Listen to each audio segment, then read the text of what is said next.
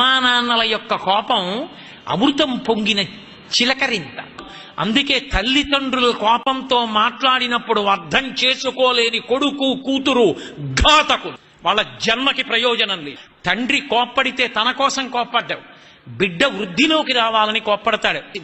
అందుకే ఈ లోకంలో కోప్పడినా కూడా ప్రసాదంగా తీసుకోవలసింది ఎవరి విషయంలో అంటే ఒక్క అమ్మా నాన్న విషయంలోనే. ఎందుకని?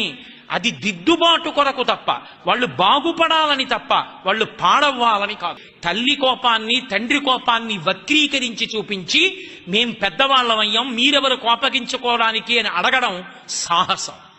ఎంత వయసు వచ్చినా తండ్రి తండ్రే, తల్లి తల్లి. వాళ్ళ మాటలలో తప్పు పట్టడానికి, ఆ మాట మాట్లాడడానికి, వాళ్ళకున్నటువంటి అధికారాన్ని ప్రశ్నించడానికి బిడ్డలకి అసలు అర్హత, అధికారము, హక్కు లేనే లేవు. అంతటి గొప్ప దైవస్వరూపం అమ్మ.